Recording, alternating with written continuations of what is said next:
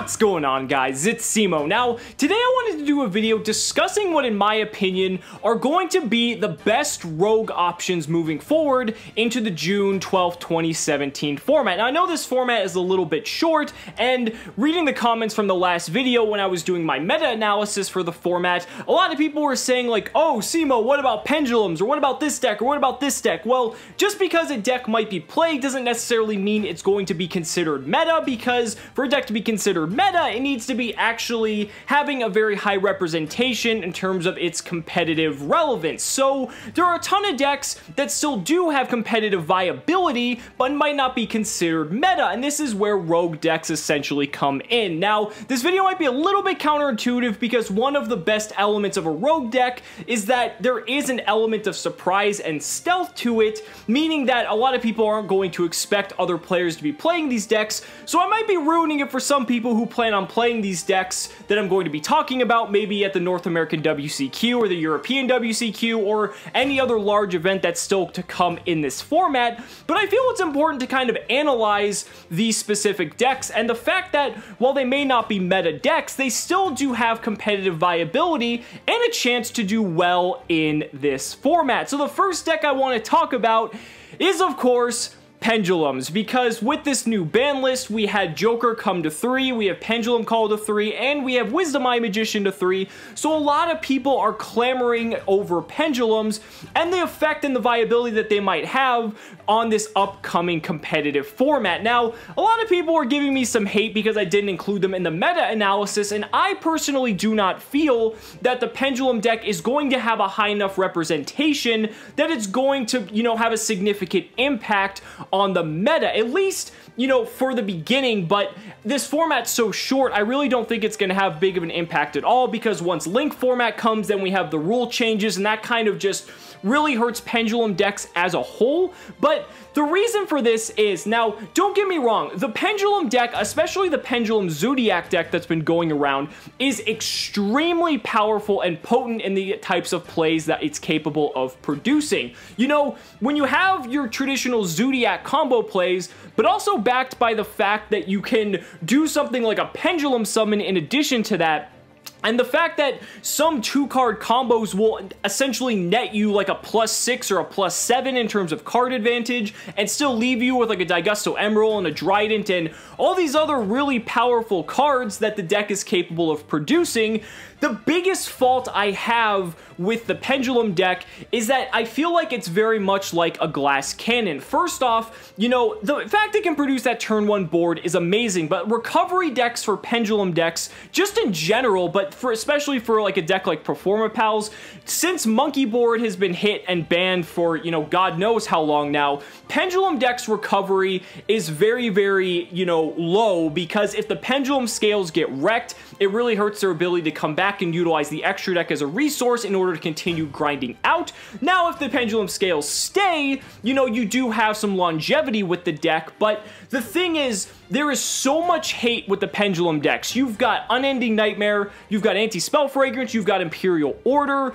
people are main decking Cosmic Cyclones and Twin Twisters and all these other different things. And then you also have Trident and you have Masterpiece. Like, there's so many ways for the Pendulum players' plays to get completely disrupted. And I feel that although the deck is capable of producing some incredible boards and can also probably do very well up against some of these top decks like Pure Zodiac or True Draco, I think the biggest problem is it's very easily disrupted, and if it doesn't, if it is disrupted by something as simple as a hand trap, it really hurts the ability of the deck to perform well, and it's going to be very hard moving into your later games, especially in games 2 and 3, for the deck to just to perform as well as it possibly could. It's going to be a very large uphill battle, and that's why I consider it a rogue option, because while it could have some success, I don't really see a ton of people flocking to it for those reasons. Let's also remember that Dimensional Barrier is still a card, is still at 3, and can call Pendulum. Now,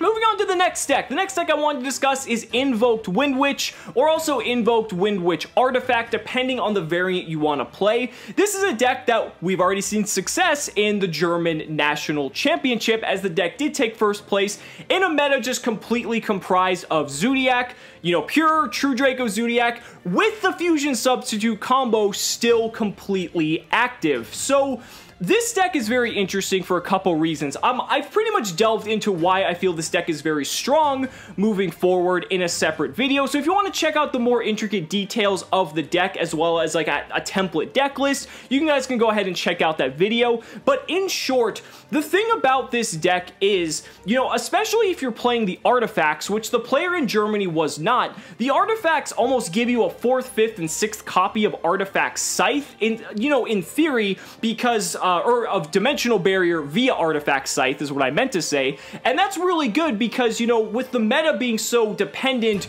on special summoning from the extra deck outside of True Draco, that gives you a really strong advantage to be able to just build your board, especially when you've got stuff like Crystal Wing, you know, you got Raijin, you got Makaba, you got all these really powerful boss monsters, and then if you have that backed by something like a D-Barrier or a Scythe, that puts you in a very, very strong advantageous position. And let's also not forget that a Crystal Wing Synchro Dragon that cannot be destroyed by card effects is actually very relevant, because the only real way to out it is either by using something like a Whiptail or like a Kaiju, which, you know, while people are playing those, it's still something that's a very big pain in the ass to get over for a lot of different decks. The deck, like I've already said, also has access to Raijin and Makaba, which are two extremely powerful cards in this meta, and then it's just overall a very solid deck, but it's just a little bit just below all of these other decks in terms of its power. True Draco, just with Masterpiece, is just incredibly powerful. Pure Zodiac's just a lot more consistent. Then you got Kaiju Zodiac, which already has the built-in outs for Crystal Wing anyway, because they're playing them for Masterpiece. So it's a little bit tricky, but we've already seen the deck can do well. Don't expect to see it, you know, by the hundreds by any means, but you're definitely going to see some players playing it, and it's something you want to keep in mind, whether you're someone who wants to play this deck for this short format, or if you want, you know, you're preparing for an event. It's a deck that you might see, and if it's something that you consider a weakness that your deck might have, you might want to sideboard some cards for that specific matchup. Now moving on, another deck that I know a lot of people are going to love me for is Chainburn. Now, I've discussed Chainburn in my top 5 competitive budget decks for the format as well, and that's simple because, you know, Chainburn could pretty much be made for like maybe 50 bucks at most, probably cheaper than that in all honesty, but I also consider it a very good rogue matchup as well, because the more and more I look at the decks that people are playing at these high tier events, the less and less I'm seeing Denko Sekka and Royal Decree now that Paleos are completely phased out of the meta for the most part. I mean, obviously Europe loves their Paleo, so they're going to still play it to an extent, but primarily, there's not that many people playing cards like Denko and Royal Decree, which are really the only two cards that completely just utterly shit on a deck like Chainburn. Sure, people are still playing Twin Twisters and Cosmic Cyclone, but a lot of people are playing Twin Twister in the sideboard, and Cosmic Cyclone does not really do anything against Chainburn because they're just going to chain all of their resources, and you really just took a -1, and frankly, because of Cosmic Cyclone's activation cost of a -1,000 life points, you're putting the Chainburn player even closer to their win condition just by default. So by having these cards like Cosmic Cyclone, My Body is a Shield, Solemn Strike, Solemn Warning, even Lullaby of Obedience, anything that just requires life point cost, by putting, you know, it just puts Chainburn that much closer to its win condition. And if you look at decks like Pure True Draco or True Draco Zodiac or Pure Zodiac, again, I want to reiterate, you guys, if you've been watching my videos, you know this, they have no outs, and it really just puts half of their deck, if not more, as a completely dead section of cards that they have zero access or really zero viability for in that matchup. So if the timing is right, you know, a Chainburn player could do extremely well at something like the North American World Championship qualifier or the European World Championship qualifier as well, depending on whether or not people are really fearing something that's going to be playing a lot of background macro, so if Denko Sekka and Royal Decree is low, you can definitely expect something like Chainburn to really just take off and have a really good shot at doing incredibly well. Now, the last deck I wanted to discuss, I would say this one's a long shot, but I do think there's still the chance, especially because we're getting a Minerva reprint right before the North American World Championship qualifier, and that deck is any deck that's like a Lightsworn zombie variant. That also includes 60 card variants as well, because although that grass looks greener is now at 1 copy on the new list, if you see the plays that a deck like Lightsworn Zombie, just like anything, whether it's Zodiac or just Pure, or whatever other types of engines they attempt to throw and smash into these variants,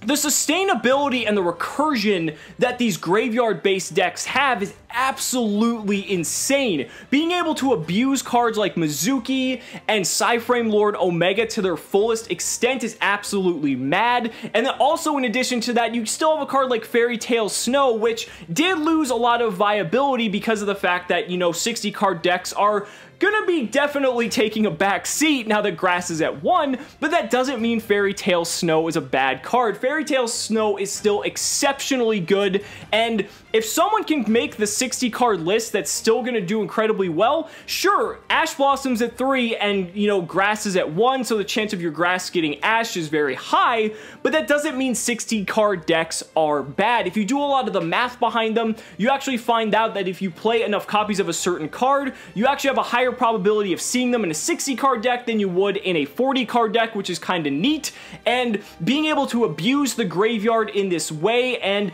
if you happen to get grass off, you know, that just happens to be a bonus as well. So, although this is more applicable before the June 12th, at least for Lightsworn zombie variants, just because grass was still at 3, I still do think there's the chance that because of the way that this deck functions and the way it abuses the graveyard and just the fact that there isn't really a solid way to stop it outside of like Skullmeister, which a lot of people aren't really playing at the moment, maybe Abyss Dweller, but again, people are kind of delegating that to the sideboard, or if they're even playing it at all, a Lightsworn zombie variant is still actually has a very high chance of doing well on the competitive circuit. But guys, that's it for my top rogue decks moving into the June 12th, 2017 format. Let me know down in the comments what you guys think are your top picks for these rogue decks that you want to see or you think are going to do very well for the remainder of this format. I'd really love to hear your thoughts. And guys, thank you so much for watching the video. Be sure to like the video as always, subscribe to the channel for more amazing Yu-Gi-Oh content, and if you found this video informative, consider backing me on Patreon, because just by pledging only $1 a month, you're investing in my ability to continue bringing you amazing Yu-Gi-Oh content. So thanks so much again, and we'll see you next time.